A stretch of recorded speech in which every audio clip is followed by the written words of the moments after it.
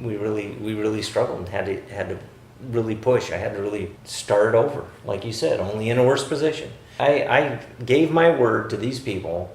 I'm going to pay you back. I knew in my heart that I couldn't do that to them, and if it took me the rest of my life to pay them back, Right. I was going to pay them back.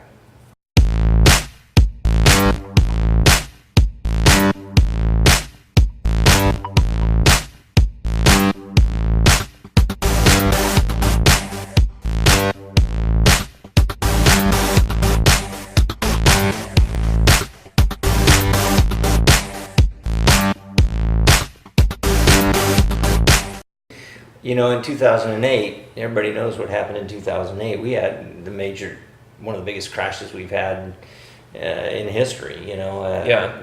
But we were going along just fine.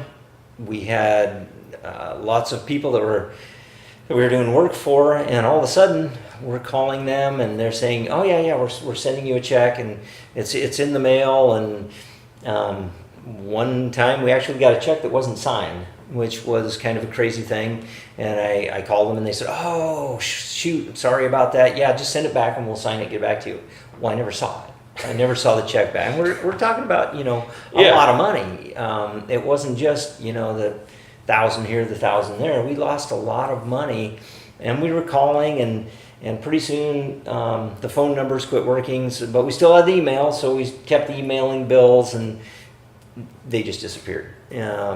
Damn, there's $350,000 in debt. I'm looking at my family and my company, and I had a lot of people, Brandon, that told me I needed to go bankrupt.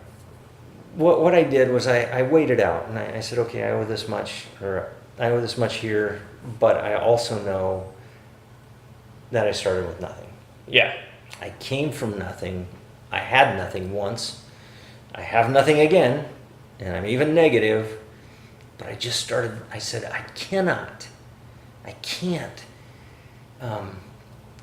just walk away from owing these suppliers this amount of money. I can't walk away from that. I borrowed the money to do these jobs, even though these people walked away from me. Just in my heart, I can't walk away from this. It's so funny because I think most people, honestly, I wouldn't have expected that to be your motivation.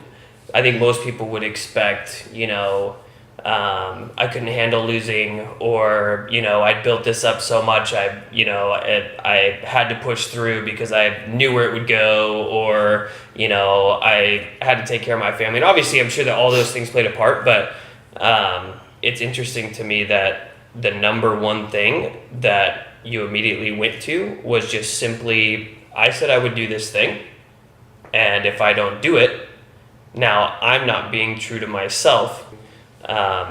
You know, you weren't willing to sacrifice who you were just for an easy way out. Like that, I think, is 10 times more powerful, or infinitely more powerful than having a materialistic motivation.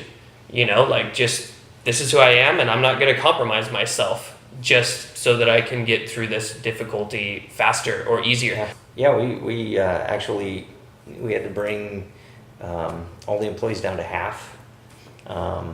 We really struggled and had to really push. I had to really, you know, start over, like you said, only in a worse position.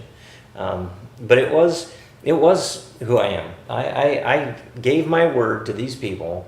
I'm going to pay you back, and no matter what happened, it was my responsibility. I could have went to them and said, well, you know, this company didn't pay me X, that company didn't pay me, and I could have just said that, and so for that reason I'm going under. And there were a lot of companies around me that did that, and they owed a lot of money and to these same suppliers, and I heard figures of, you know, $250,000, $1 million, and these poor companies are sitting there, now what do I do?